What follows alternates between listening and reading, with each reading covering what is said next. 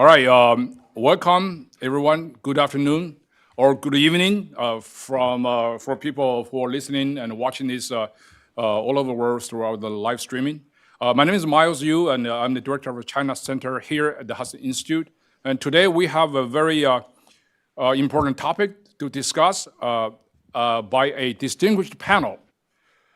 Here, I say distinguished, they are. If I read their full biography in our introduction, it will take probably 40 minutes to time. So to save time, we printed their full biographies there, panel, and you can find them in your seat. And also, we're going to basically have 1 hour. After 1 hour, we have 30 minutes of time. You can mingle with the panelists, particularly with one of the panelists who authored this book. Back over there outside this lecture hall. Moderating today's event is the Honorable Ambassador Paula Dobransky over there, and Paula is a familiar face to Hudson. She is actually a member of the advisory board for the China Center here at the Hudson, and of course we have. Roger Robinson. Roger is a familiar face if you're in the China field. He is the most foremost analyst on the financial system and China's interaction with the Western capital markets. And then Bill Martin, obviously, is a very renowned former official and author. And sitting next to him is our own Dr. Thomas Duesterberg, is our resident foremost authority on political economy. In a word, particularly on China. And the main author, the author of this book is right here, is Richard Levine. Richard Levine, the biography is over there, and he read this very important book. Afterwards, he will happy to sign books for you for free outside the room over there. So without, I think that's all, cover all of them. Without further ado, I'm going to basically ask Mr. Levine come here to make a few remarks about the gist of his book, and then followed by the panel discussion. Thank you very much. Welcome. Thank you.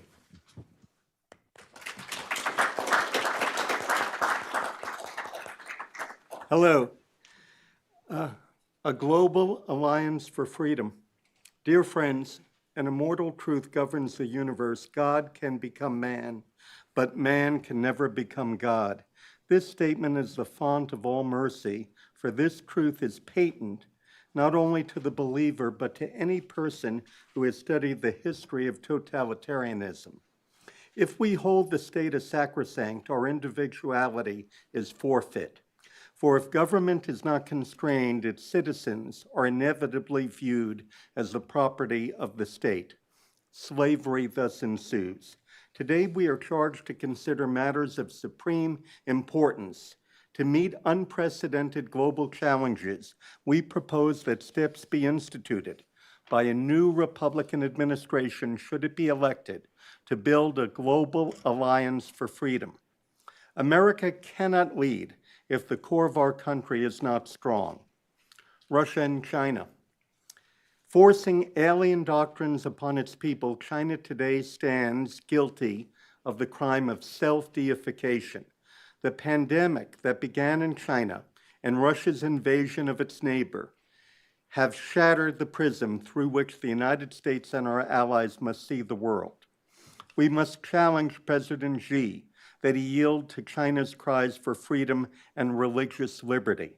The citizens of China deserve better than rule by a communist junta that constitutes this century's evil empire. As a nation, we have no option but to face new geostrategic realities. Therefore, we must comprehend that American weakness in the face of aggression will only beget further assaults. The entire world is blistered by the war in Ukraine. Colossal failures within Russia in part motivated Vladimir Putin's thirst for conquest. Russia, however, is not the People's Republic of China. The challenge China poses is far greater, for it contests our nation in geostrategic reach and in technological advancement. Moscow's objectives in Ukraine are mirrored by Beijing in the Indo-Pacific. They hinge on the perception that America and its allies are dominated by political discord. Our past inaction in the face of Russia's assaultive acts, combined with Western energy dependencies, created a tinderbox that exploded.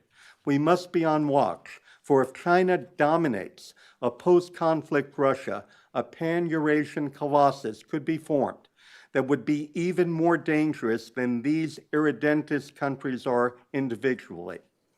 America cannot allow the present conflagration to become the fuse that will ignite coordinated conflicts across the globe.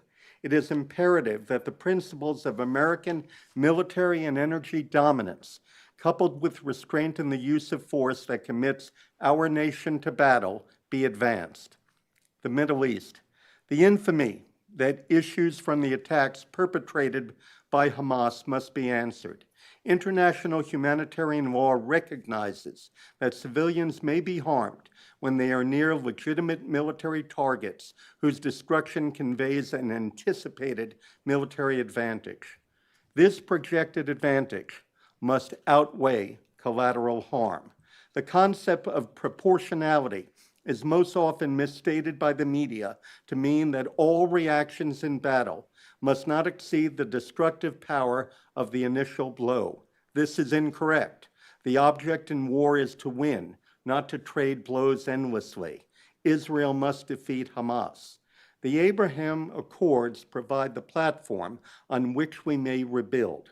Let us do so with astute expedience. Should China gain a strategic foothold in the Middle East, displacing it will be arduous. We should remember the struggles President Anwar al-Sadat faced in removing the USSR's stamp from Egypt. Such action in the face of China's economic power might be almost impossible. Coupled with its base in Djibouti and other redoubts, China is positioning itself as a global military power. It is also empowering Iran through the institution of a multi-decade strategic partnership. Iran has determined America's will is insubstantial.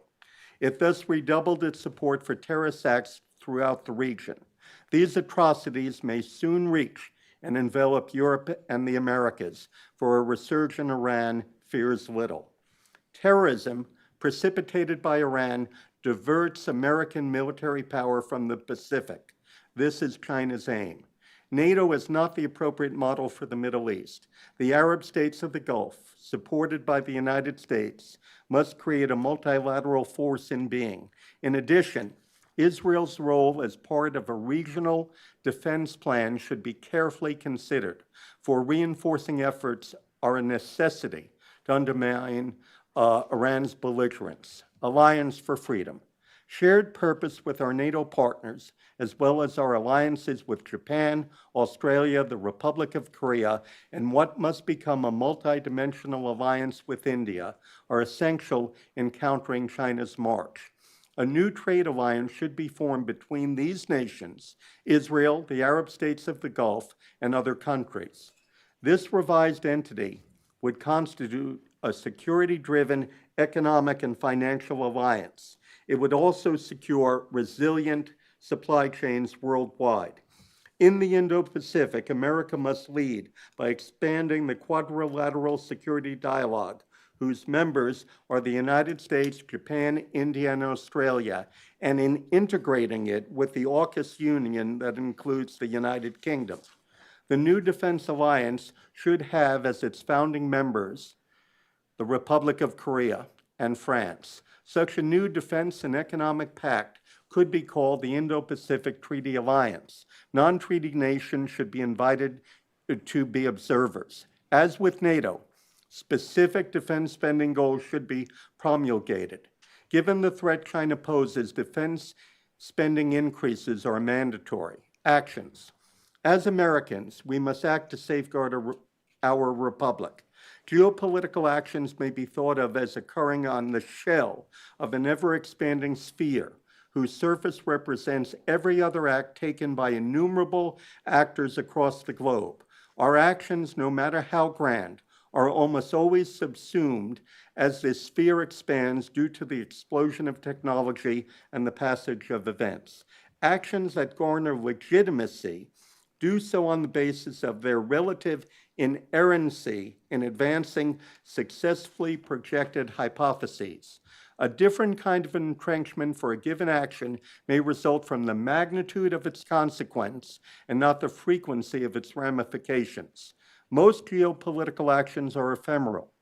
The exception is demonstrated when such actions touch the core of the sphere, in which resides our culture's history, philosophy, beliefs, and precepts. In such cases, disparate actions become part of an unbreakable chain, becoming policies.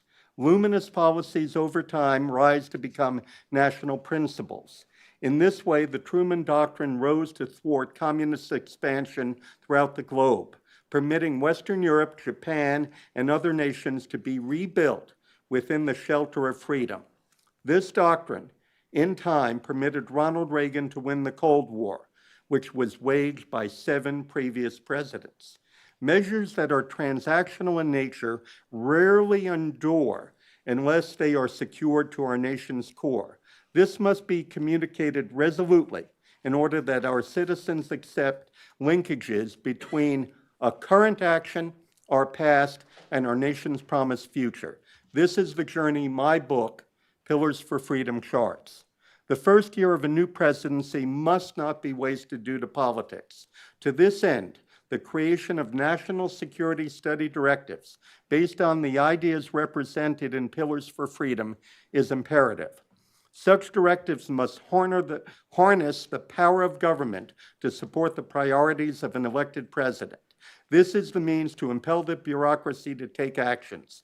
This is the means to endow new policies with the imprimatur of our country's founding and history, so that what we do may endure. Today, we stand upon a promontory overlooking pending elections that will chart the course of our nation. I pray that we will move forward into the future as one united people, sharing our joys and progress with friends across the globe. Thank you.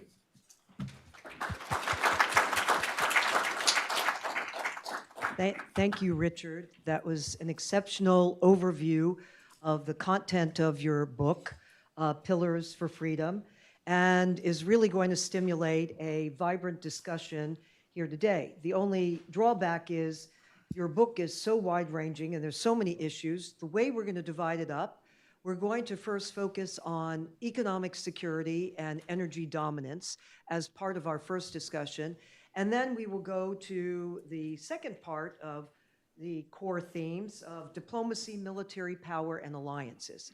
So I'd like to begin with the issue of economic security. And in particular, this is for Roger and then Tom. I'd like both of you to jump in on this. We know that the Chinese Communist Party really operates a colossal system of state-owned conglomerates. We know that there's control economically, financially, materially, telecommunications sector, and it goes on. So the question really is, how can we thwart China's economic encroachments? But I'm going to also add, if you will, Roger, Tom, in this case, also don't only look at this question of how we can deal with the thwarting their encroachments, but how is China doing economically, financially? Tell us what it really is. What's happening? Roger, let's go to you first. Well, thank you, Paula. And I want to thank Hudson for hosting this gathering, and Miles, you in particular, Richard Levine, for such a fine piece of work to be the anchor for our comments today.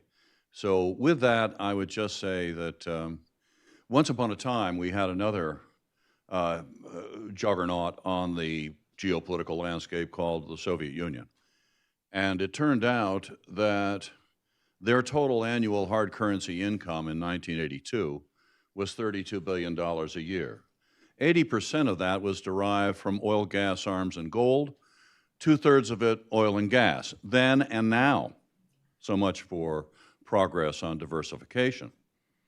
And they didn't have a convertible currency. They were spending $16 billion a year more than they made. 100% was financed by Western governments and banks. Now, those are the facts of the case. So we were underwriting the total cost estimated of the external Soviet Union.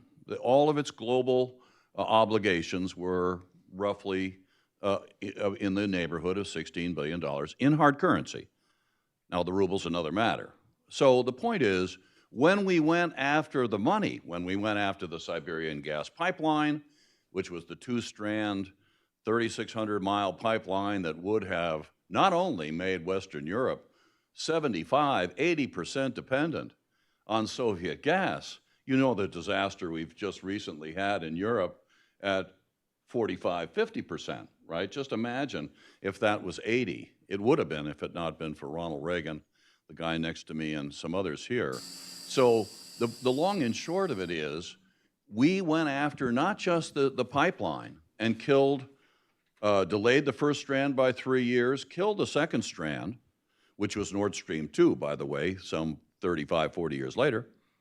But we went after the credits. We went after the private commercial bank credits, and we went after the government subsidized credits, subsidized interest rates by Western taxpayers. So this is the short form way of trying to impress on you that although there was a multi-pronged strategy by Ronald Reagan for the takedown of the Soviet Union, I can tell you that when we went after oil prices, decontrolling prices at the wellhead here, getting the Saudis secretly to pump 2 million barrels a day more, oil drops to 10% for every dollar drop in the price of a barrel of oil, the Sovs lost $1 billion.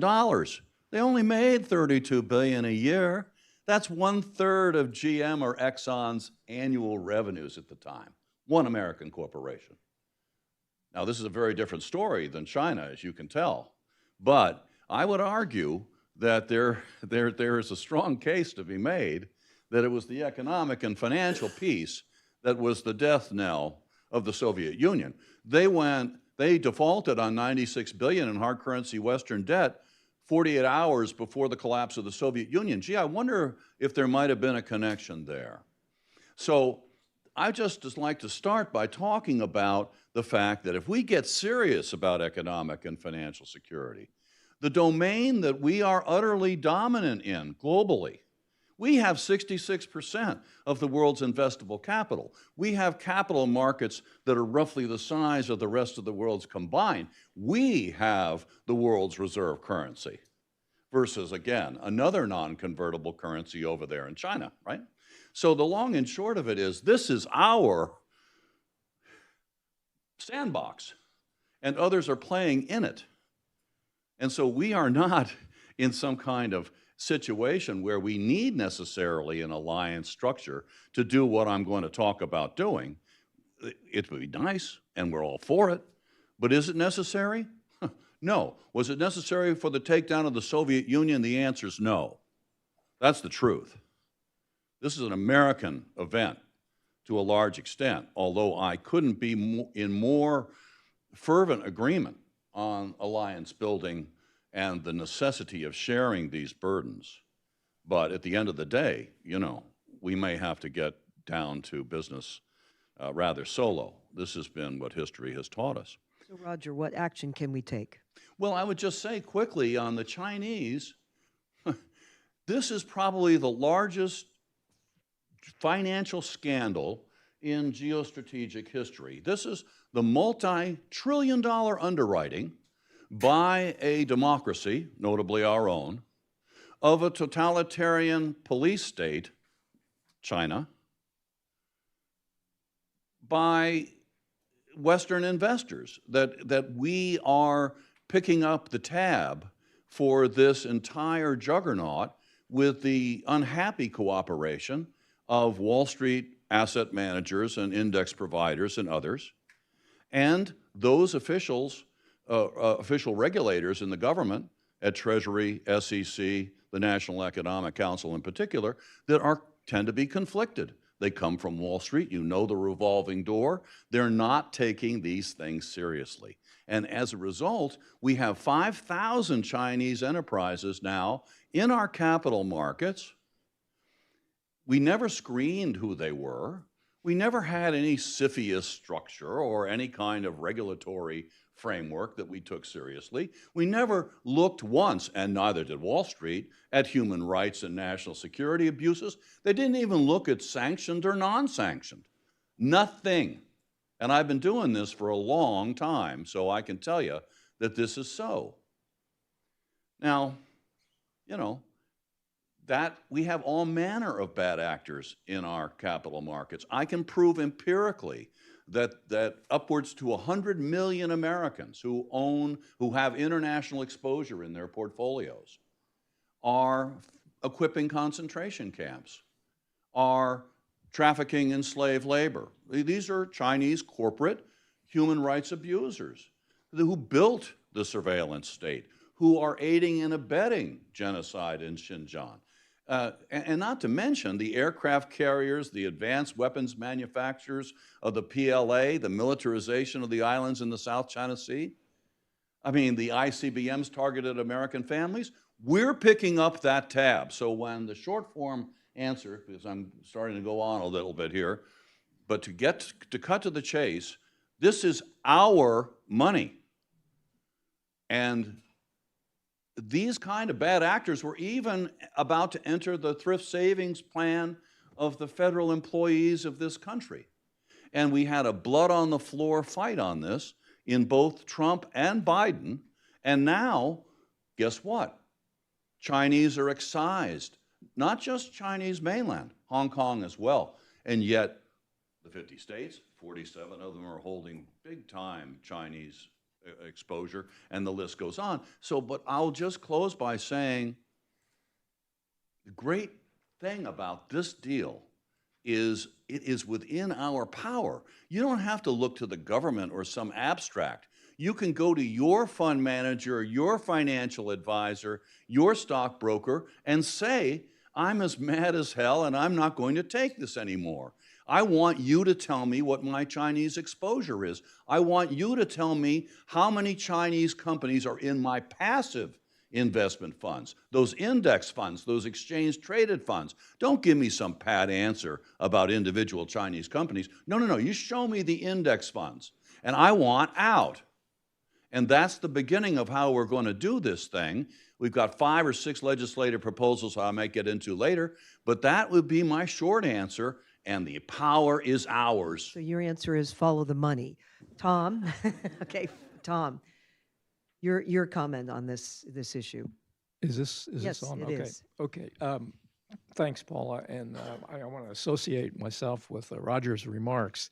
I've done a good deal of work in the past 4 or 5 years on the state of the Chinese economy. And all you have to do is read the front pages of the Wall Street Journal and Bloomberg to know that the Chinese economy is in real trouble.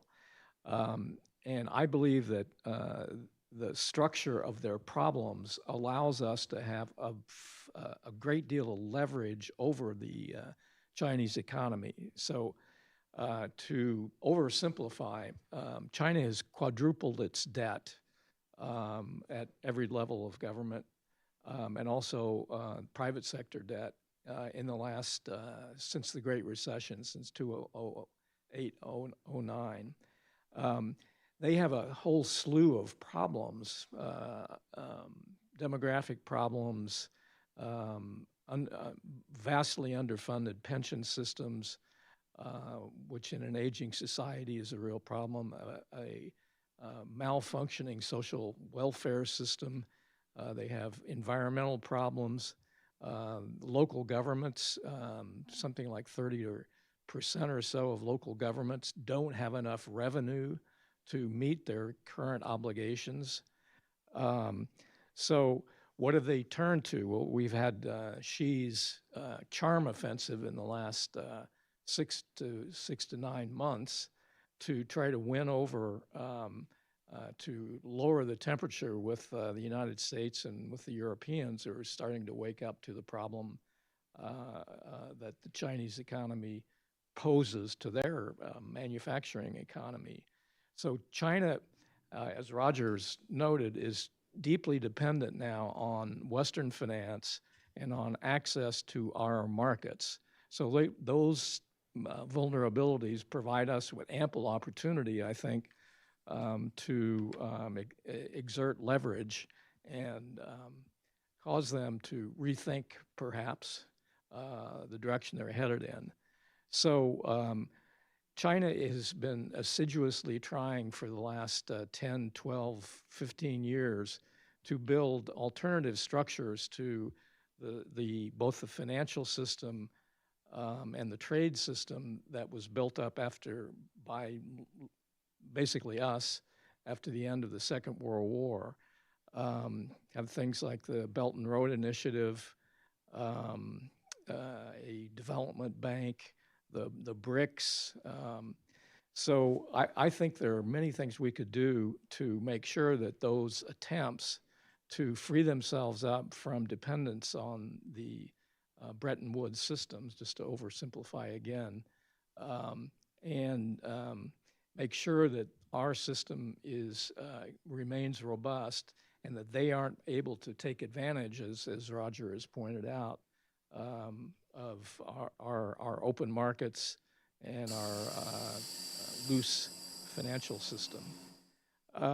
So just a few things specific things I would recommend.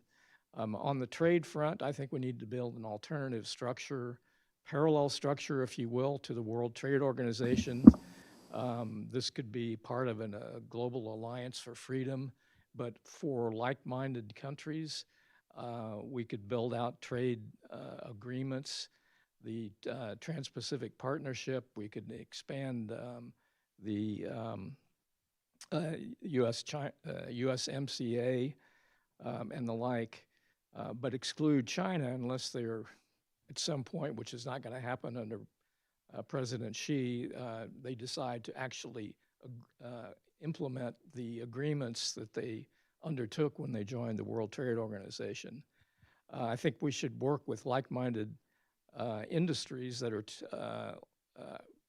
like-minded partners to develop our own industries where China has gained some advantage: rare earths, batteries, semiconductors, supply chains. We need to counter their Belt and Road Initiative efforts in the developing world, which has allowed them access to commodity resources, but also, important commodity resources like rare earths and lithium and cobalt. We need to block their efforts to undermine the Paris Club as a result of China's Belt and Road Initiative. They've issued about over $1 trillion worth of debt, mostly in Africa, South Asia, but increasingly Latin America. And they want a lot of that debt is going into projects that are basically bankrupt and have no return on their investments. So China is assiduously trying to get the IMF and the World Bank to bail them out. We can certainly block those efforts, I think, and we ought to do that. We ought to also be more active in presenting alternatives to developing countries in things like infrastructure development, especially transportation infrastructure, transportation of oil and gas for instance, to Europe.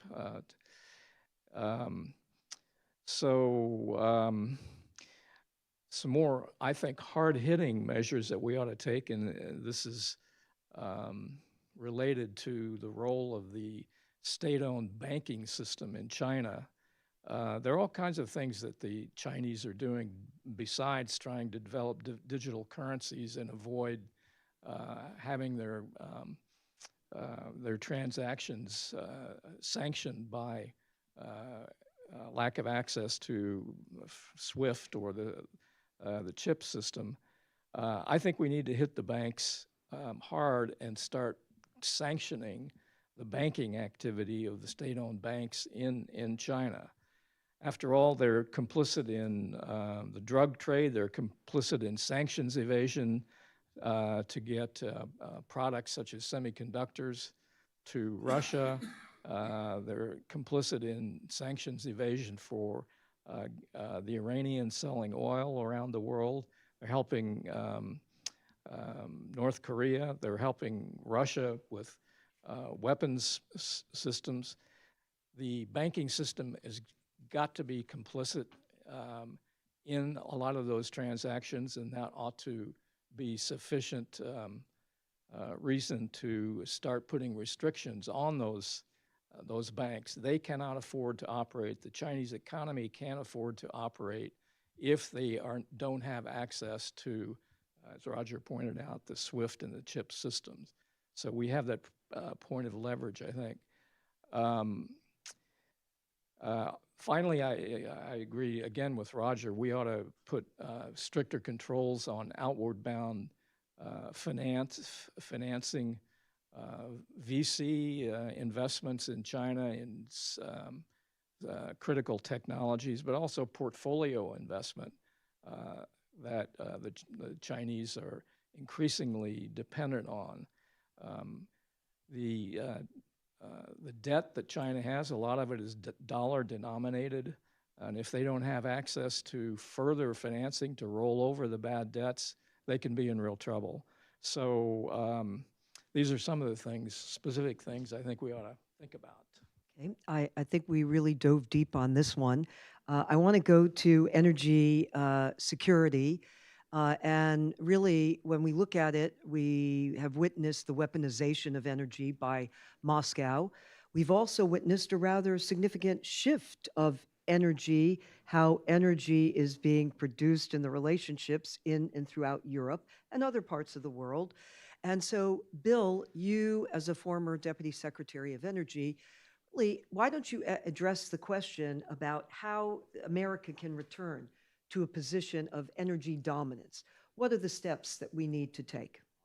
Enlighten us. And also, how can we support our allies in this? Thank you, Ambassador Dobryansky. You know, I can't help but feel happy. We're going back to Reagan times here. Ambassador, you were in a small office next to Roger and me and Richard Levine. We were all struggling with the evil empire. You personally were struggling with Poland.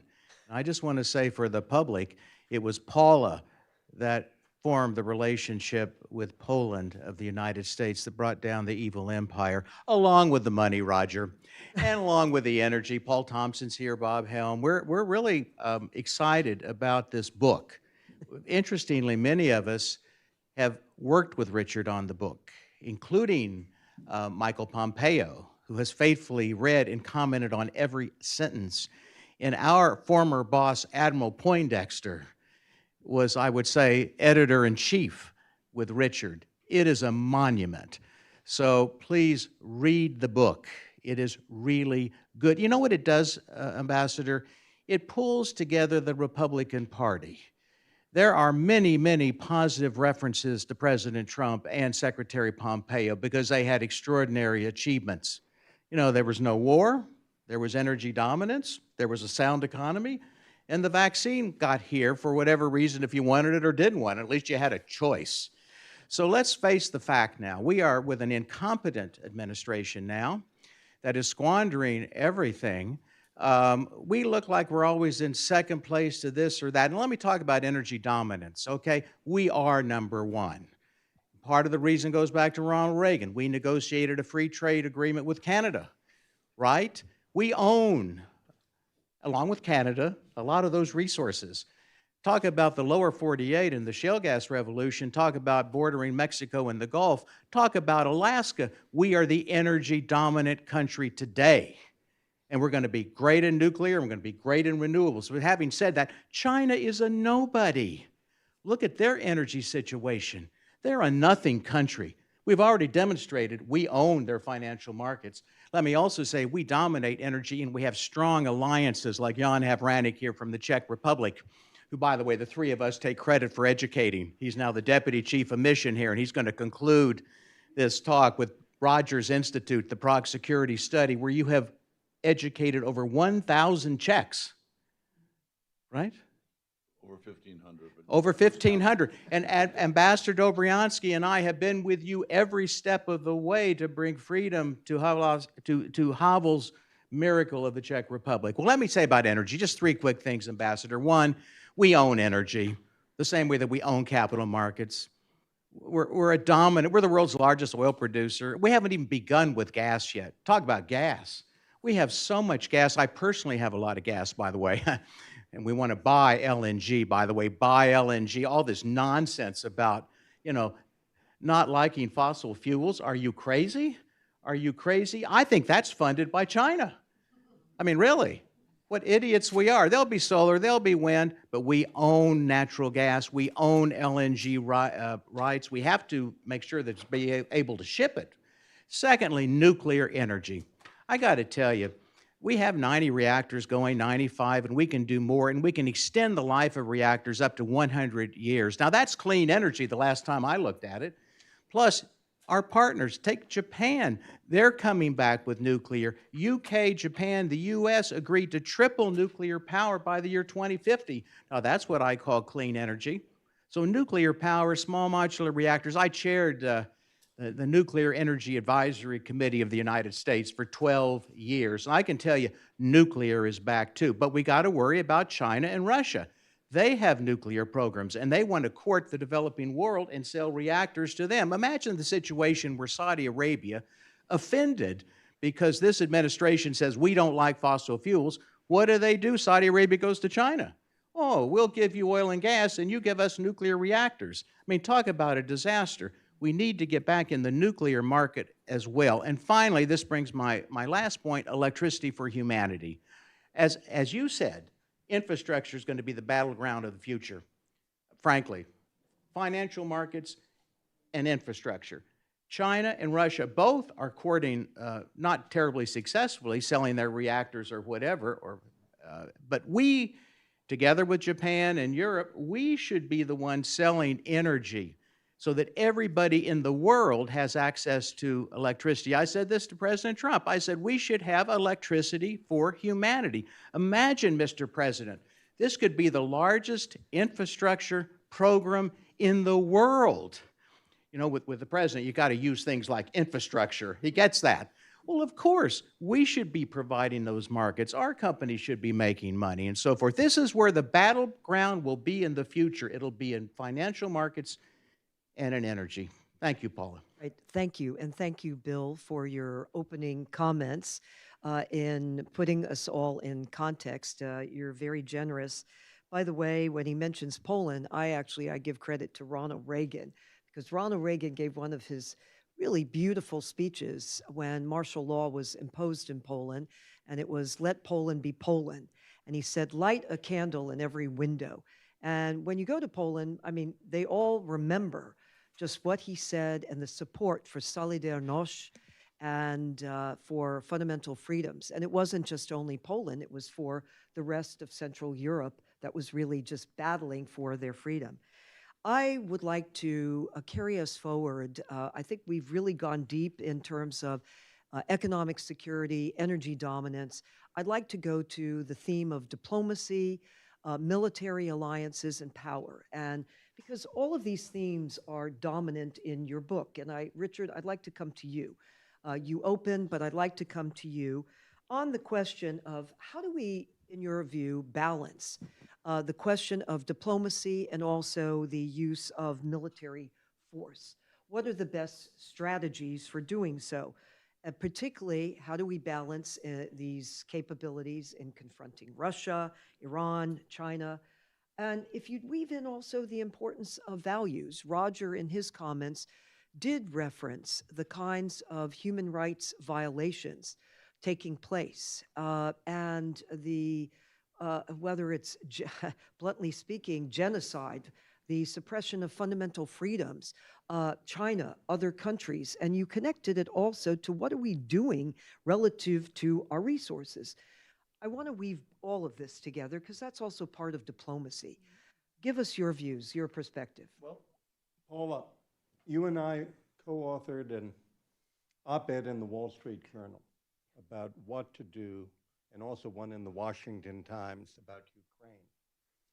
And I think we were certainly amongst the first to argue for dominant air power for Ukraine with the provision of F-16s and AMRAAMs and M1 Abram tanks. But we have to realize that diplomacy is actually the fruit. It is permitted by the plane of military power, plane as in the surface of military power, that allows freedom of action for the diplomat to do that which is very difficult with, and one could go through European history and see that the most momentous and long-lasting geopolitical achievements always had as a bedrock a certain correlation of forces, usually after the defeat of a power.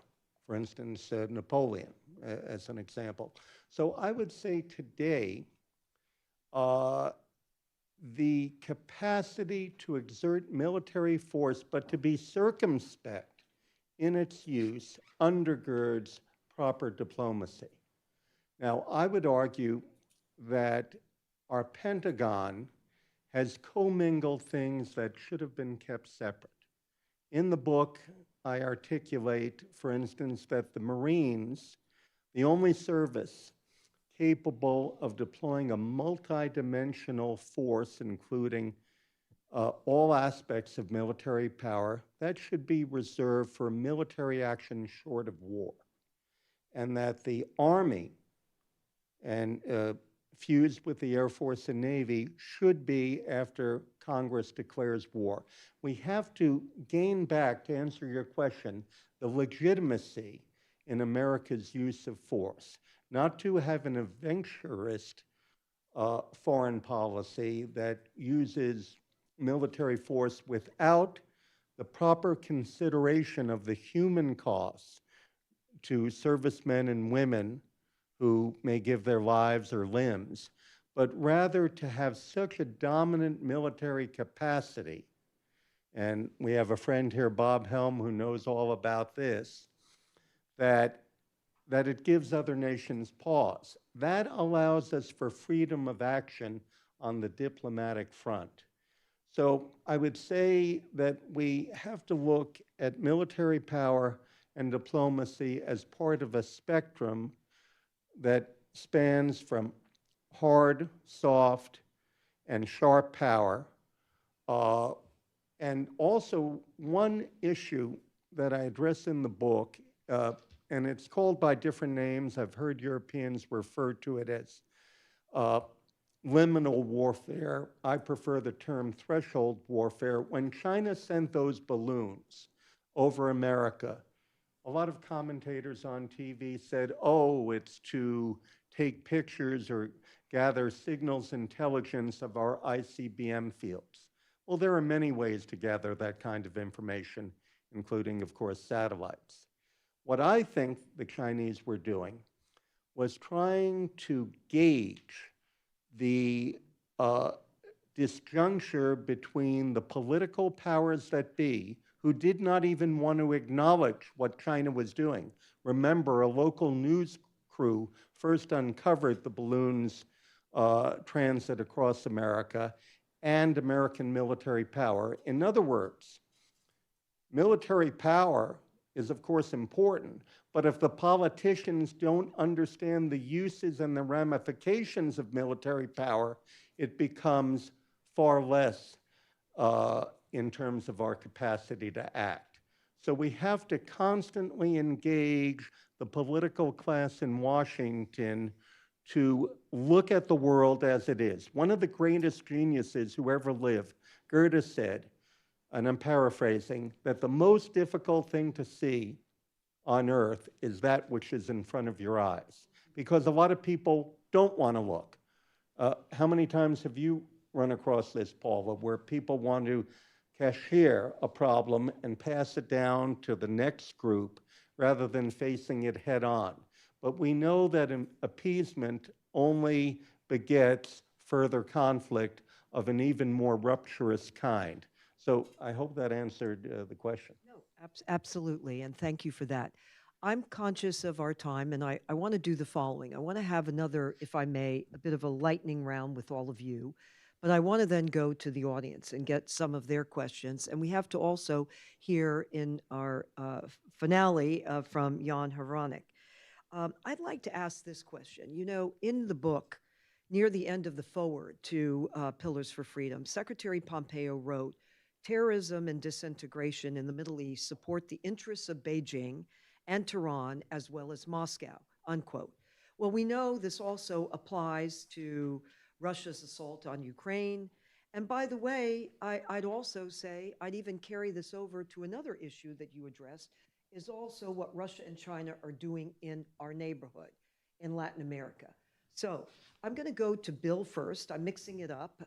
Bill, the question for you is, you know, we have a political divide in Washington.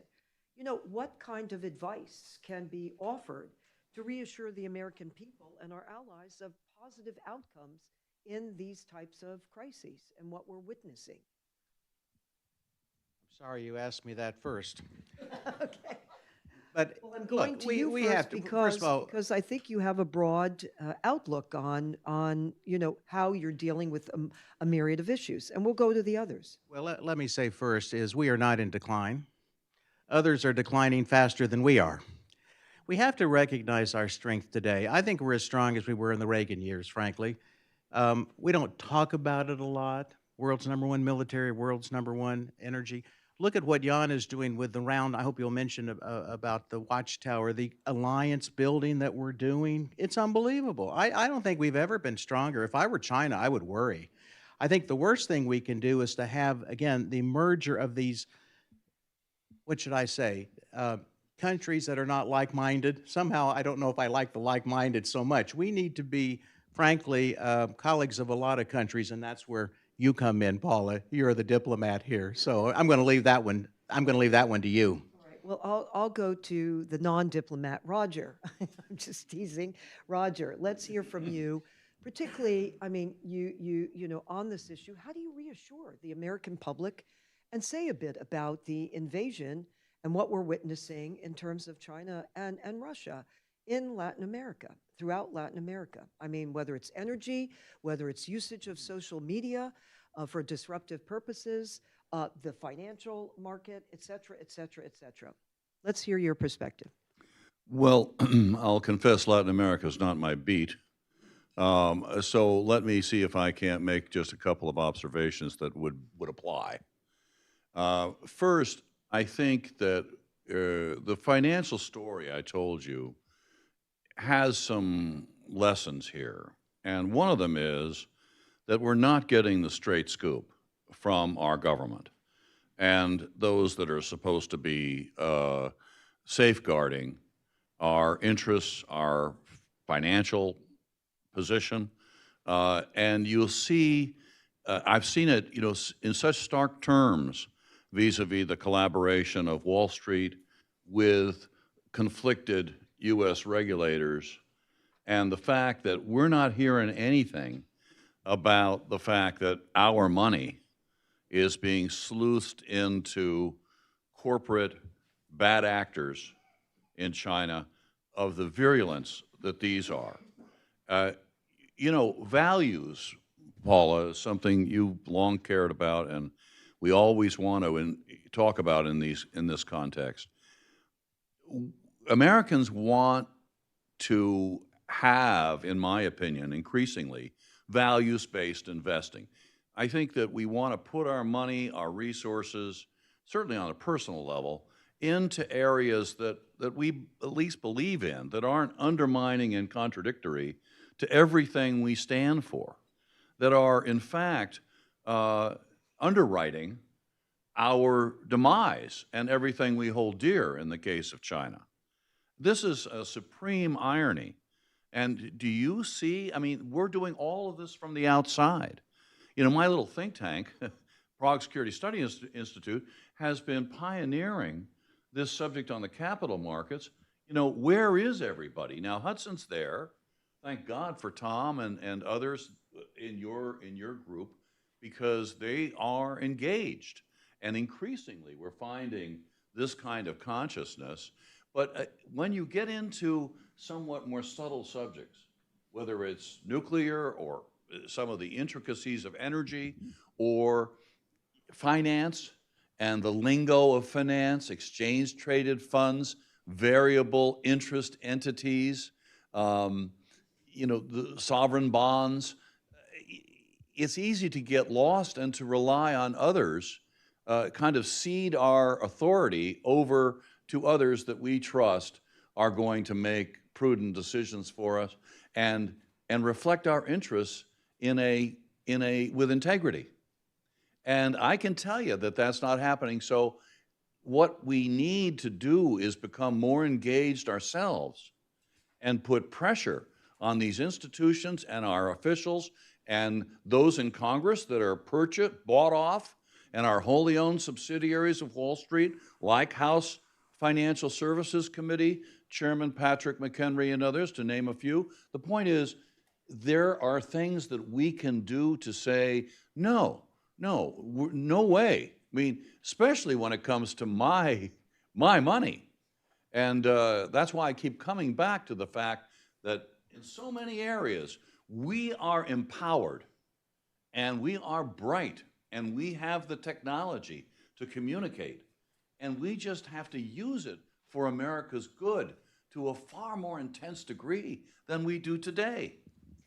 Roger, I think you, Bill, in your responses, I mean, in different ways, in reassuring the American public, you, in terms of speaking the truth, exposing what is reality, and really, mobilizing the American force, if you will, the public, the private sector towards this end. And as you said before, follow the money.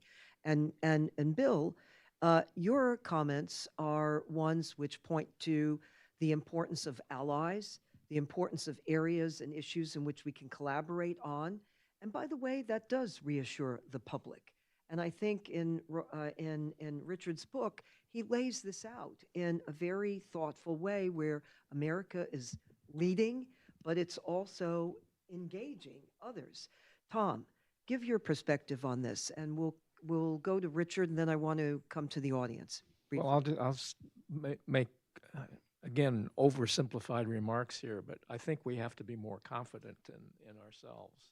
I mean, we are the world's leading energy producer. Why in the world, when Russia went into Ukraine, we put some limits on how much they could sell their oil for?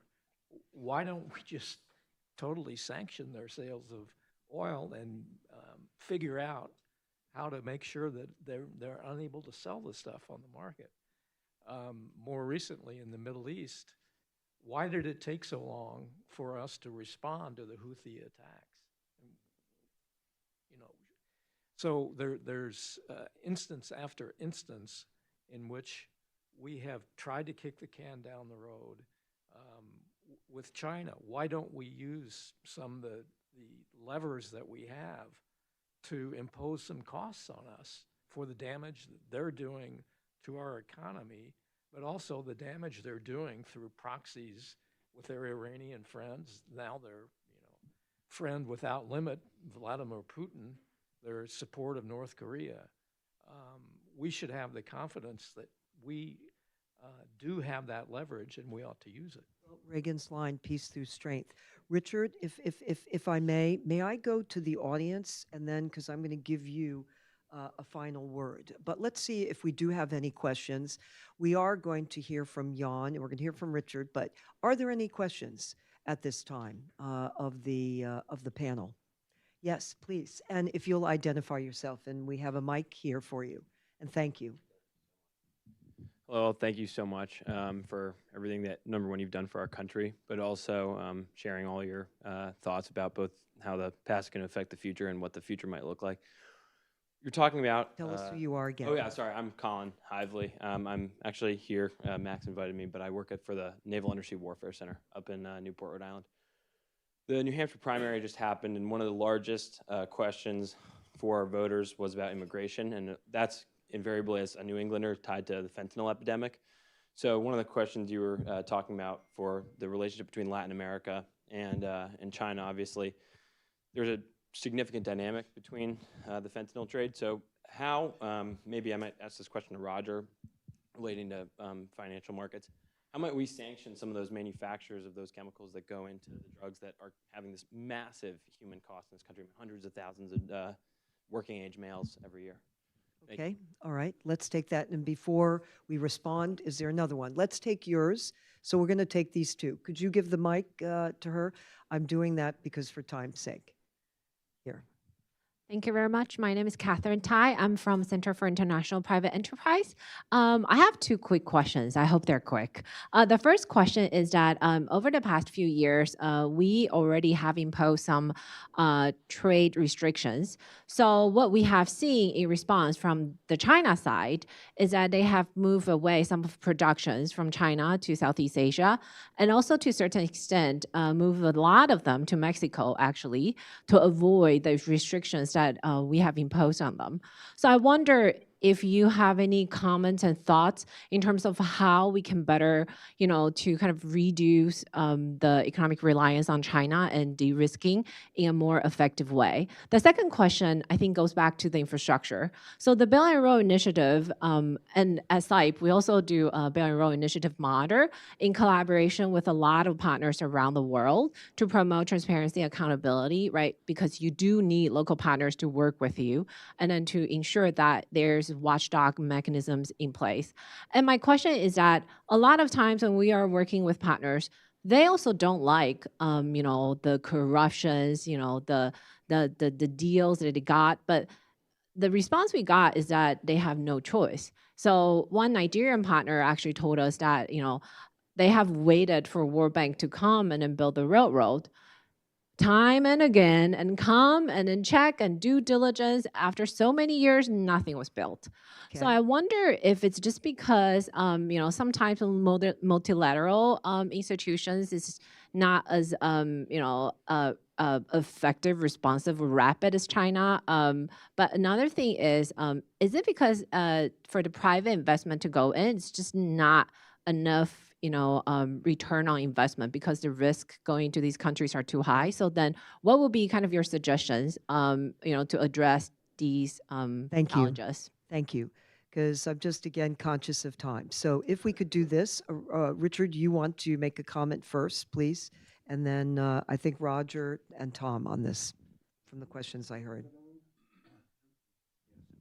Well, I would say, as to the Belt and Road Initiative, we're essentially talking about loan, build, expropriate on China's part. We've seen that across the world where it hooks, sometimes with millions in bribes, you could buy billions.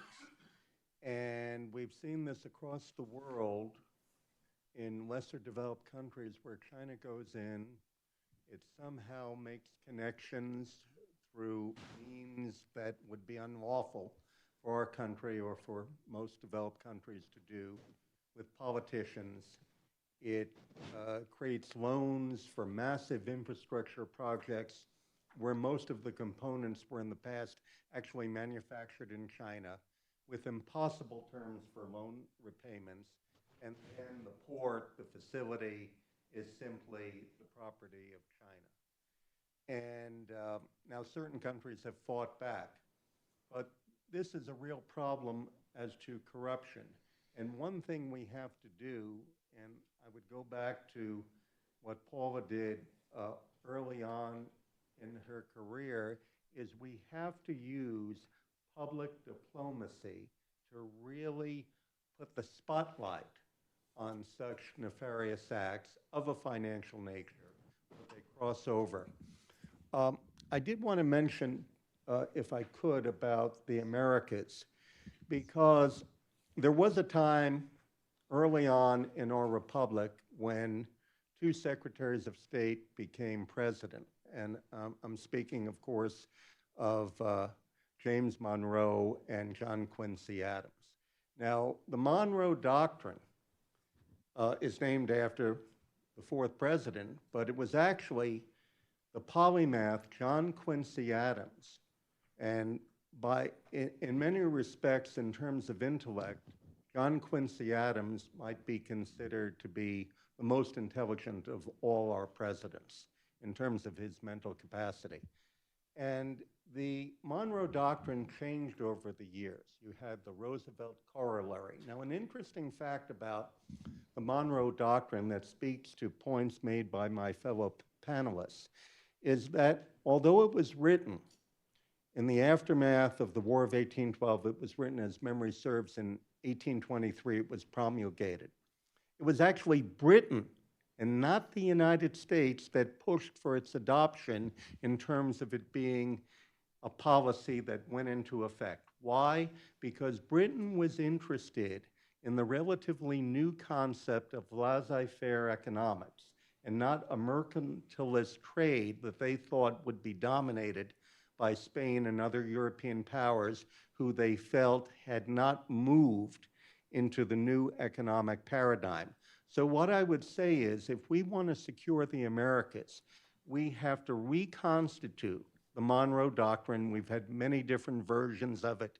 Roosevelt's, FDR's good neighbor policy, the Theodore Roosevelt's, the Roosevelt Corollary, which can be interpreted a number of different ways. But basically, today we are worried about Chinese and Russian business entities inserting themselves as the advance guard of malefactors who would undermine democracies that are severely challenged or countries that are on the cusp of tyranny.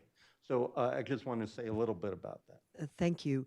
Roger and Tom, would you like to make, if you could, brief remarks? Because then I want to give the platform to Jan to close us. Yes, for our first two questioners, and I'll try to hit just a highlight or two.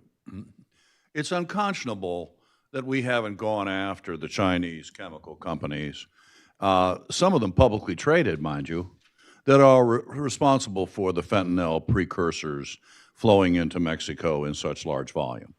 And the idea that our intelligence community can't get a handle on this is fanciful. If they're not, they're sitting on their hands, and we're probably instructed to do so. I wouldn't be entirely surprised, because I'm just amazed by the fecklessness of our response to 80 to 100,000 of our young people perishing a year on fentanyl. So this is a scandal that doesn't quit. I'm so pleased that it's the #1 issue in so many states today, as it should be. So, and the fact is that China, as usual, is a central culprit to look at here. In terms of your question, going over to watching our trade policies be circumvented by going into Southeast Asia and then off to the United States, or even worse, Mexico, and doing the same. Again, is it really the case that we can't get a handle on this from National Security Agency, not to mention our other 16 intelligence agencies? I don't buy that for a minute. This is not rocket science. We could stop these obvious transshipments. They're in such volume that it's sickening, okay? So this is a pathetic excuse. And I'll just close by one more anecdote that applies to Venezuela, Nicaragua, Cuba, and the other China-friendly and Russia-friendly operations in Latin America. But what you want to look at just for a moment from an example point of view is Iran. We just did an analysis of Chinese involvement in Iran at Prague Security Studies Institute and found 40 publicly traded Chinese companies in everybody's portfolio, probably in this room, right, that are responsible for the weapon systems, the surveillance systems, the oil purchases, the oil development, the infrastructure that keep Iran a going concern. China is the sponsor of the chief sponsor of global terror.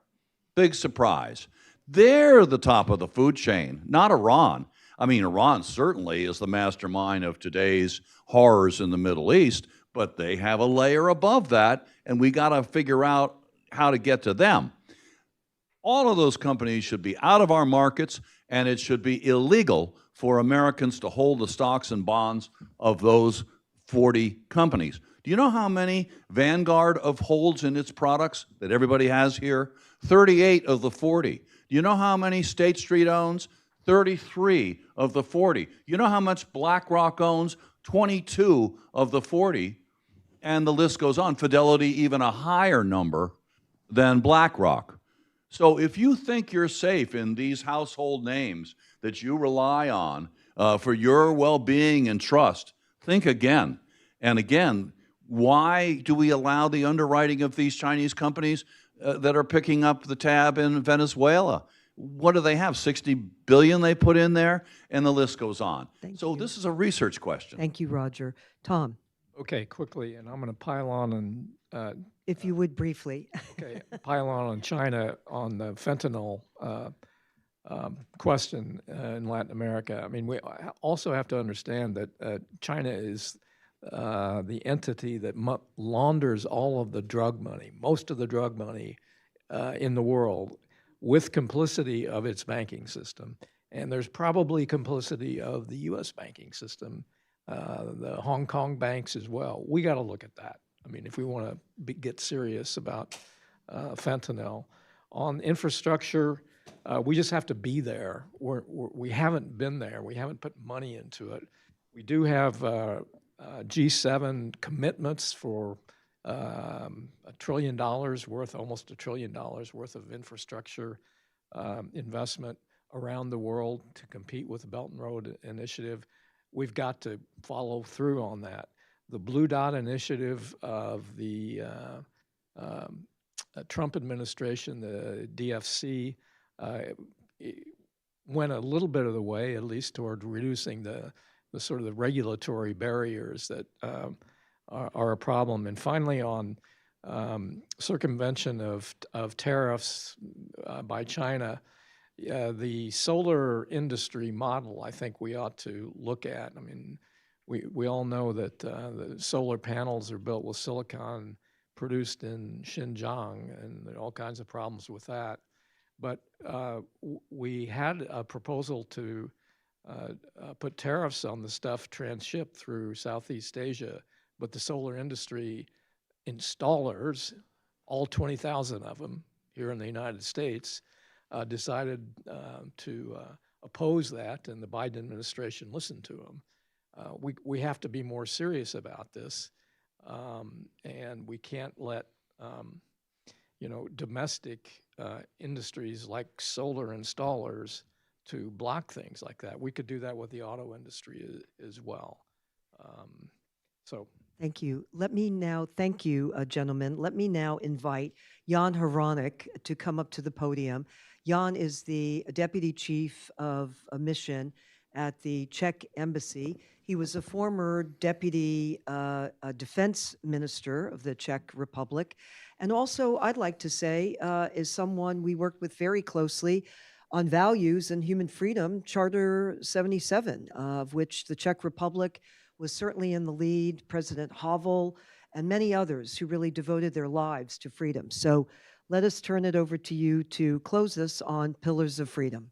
Thank you, Ambassador Dobriansky and Paula, and thank you, dear friends. I want to bring in a bit of a Czech perspective and a transatlantic perspective to this fascinating discussion, and I want to start by thanking the Hudson Institute, all of my dear friends on the panel here for organizing this discussion, and also to Secretary Pompeo for recognizing the role of my country in a letter that I understand has been circulated here and is on display maybe next to Richard's books. We really value that and appreciate that. And in fact, it was Secretary Pompeo's trip in 2020 to Prague, which was very much dominated by China's growing influence in Central and Eastern Europe.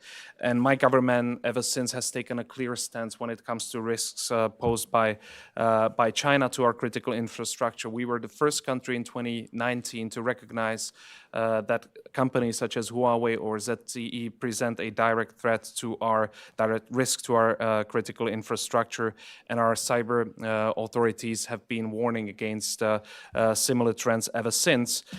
We also recognize this in our 2021 strategy that deals with countering hybrid and foreign interference. And most recently, my government has adopted a security strategy which recognizes the adverse behavior of China together with Russia, working in tandem, in fact, not only in Ukraine, to undermine the rule-based order, trying to dominate the supply chains, alter the international norms and standards, including the supply chains, and so on and so forth. So we have no illusions when it comes to China or Russia.